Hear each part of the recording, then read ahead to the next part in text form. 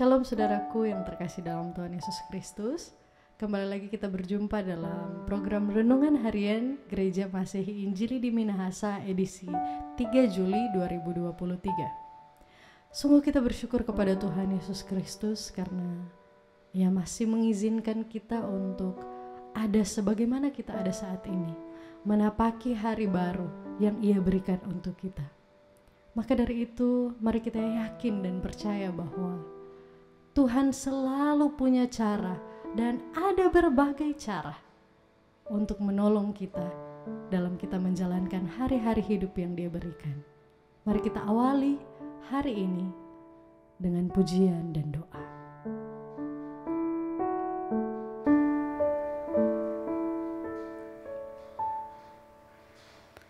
Takkan ku ragu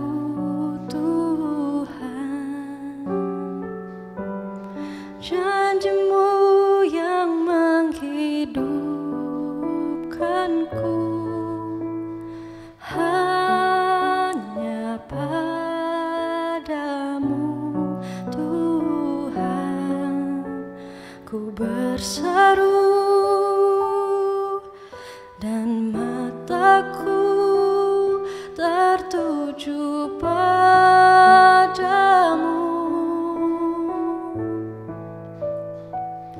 Kau selalu punya cara untuk menolongku. Kau selalu punya jalan keajaiban-Mu. Kau dahsyat dalam segala perbuatan-Mu, dan ku tenang di dalam cara-Mu.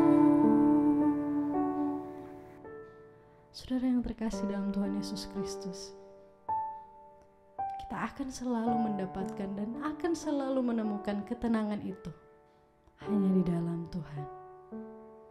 Dan mari kita yakin, kita percaya di dalam berbagai cara Tuhan, mungkin juga kita adalah salah satu cara Dia untuk menolong orang-orang di sekitar kita.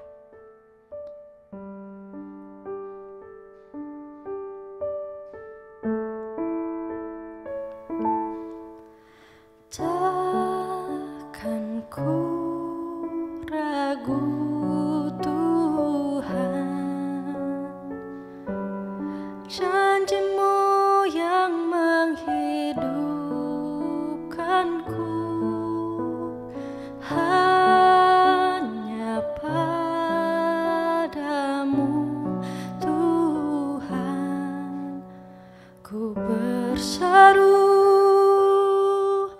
dan mataku tertuju padamu. Kau selalu punya cara untuk menolongku. Kau selalu punya jalan keajaiban-Mu. Kau dahsyat dalam segala perbuatan-Mu, dan ku tenang di dalam cara-Mu. Mari kita berdoa. Kami bersyukur kepadamu Tuhan untuk kasih dan penyertaan-Mu bagi kami, sehingga kami boleh ada sebagaimana kami ada di hari ini. Kami bersyukur kami boleh menikmati hidup, bahkan kami boleh menikmati persekutuan dengan Tuhan di pagi ini. Dan saat ini Bapa, kami mau dengar firman. Kiranya Tuhan kuasai hati kami, sehingga hati kami mau menerima dan melakukan firman-Mu ini dalam hidup kami. Berfirmanlah bagi kami Tuhan, kami siap untuk membaca dan mendengarnya. Amin. Saudara-saudaraku, bacaan kita dalam Renungan Harian Gereja Masehi Injili di Minahasa pada hari ini, Senin 3 Juli 2023, terdapat dalam Filipi pasal 4 ayatnya yang ketiga. Bahkan Kuminta kepadamu juga, Sunsugos, temanku yang setia. Tolonglah mereka. Karena mereka telah berjuang dengan aku dalam pekabaran Injil bersama-sama dengan Clemens dan kawan-kawanku sekerja yang lain yang nama-namanya tercantum dalam kitab kehidupan. Saudaraku, mengapa kita harus saling menolong dalam hidup ini? Mengapa kita tidak saja hidup untuk diri kita sendiri, fokus pada kehidupan kita, dan tidak perlu peduli dengan orang lain?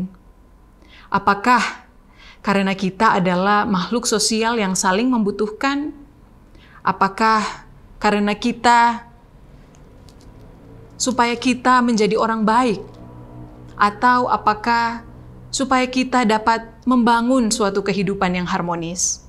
Saudara-saudara, jawaban tersebut tidaklah salah, tetapi masih kurang tepat.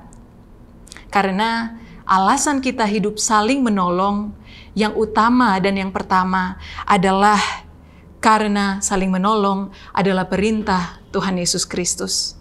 Karena saling menolong adalah perwujudan kasih Kristus dalam hidup kita sebagai orang-orang percaya. Sebagaimana Kristus sudah mengasihi kita, kita pun diajarkan untuk mengasihi orang lain.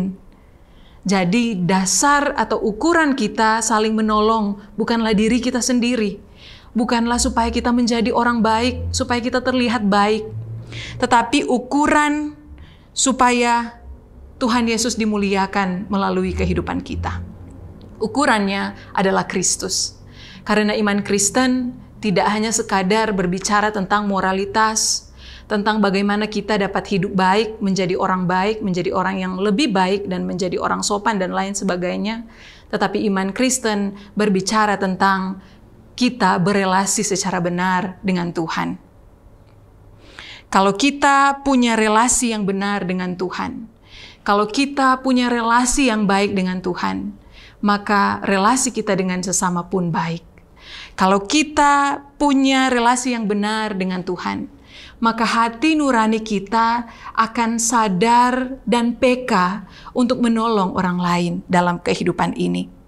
Saudara-saudara, saling menolong tidak hanya terbatas pada kita memberikan sesuatu, kita memberikan barang kepada orang lain. Dalam bacaan kita di hari ini, Rasul Paulus meminta Sunsugos, teman sekerja dalam pemberitaan Injil, untuk menolong Euodia dan Sintike untuk mendamaikan atau menyelesaikan perselisihan di antara mereka. Saudara-saudara, gambaran perselisihan antara Euodia dan Sintike ini merepresentasikan kehidupan gereja Tuhan juga di masa sekarang ini.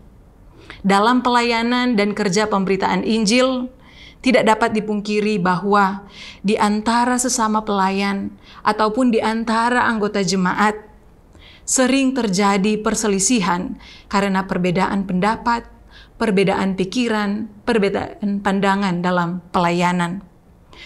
Dan perbedaan ini, saudaraku, memang tidak dapat dihindari dalam pelayanan. Tetapi Rasul Paulus dalam bacaan kita di hari ini mengingatkan kita supaya di dalam Kristus harus sehati, harus sepikir. Artinya, apapun pikiran kita, apapun pandangan kita, apapun pendapat kita, kita harus memiliki pikiran dan hati yang sama, yaitu tertuju pada Kristus. Kalau kita punya dasar ini, maka apapun perbedaan di antara kita tidak akan memecahkan kita sebagai satu persekutuan jemaat. Meskipun kita kadang berselisih dalam pelayanan, tetapi perselisihan ini tidak akan mencerai-beraikan kita karena kita punya satu hati, satu pikiran, satu kepentingan yang sama dalam pelayanan, yaitu kepentingan Kristus. Saudara-saudaraku yang dikasihi oleh Tuhan, karena itu sama halnya dengan Rasul Paulus dalam bacaan kita. Rasul Paulus merindukan perdamaian.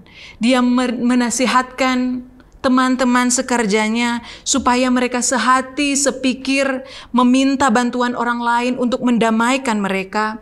maka hendaklah kita juga berbuat demikian.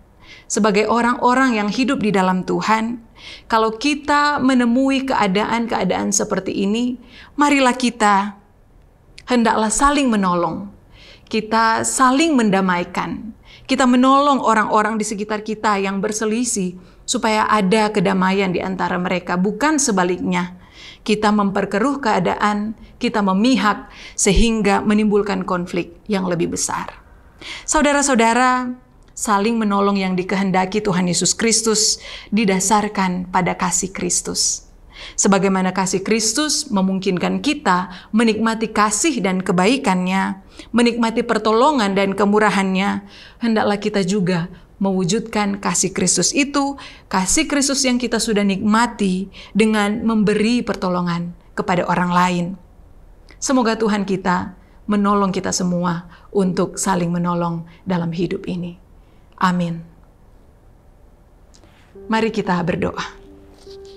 Terima kasih Tuhan untuk firman-Mu di pagi ini. Kami memohon kiranya Tuhan menolong kami semua, supaya kami dapat hidup saling menolong, bukan untuk diri kami, tetapi untuk kemuliaan nama-Mu. Ini doa kami Tuhan di dalam nama Yesus. Amin.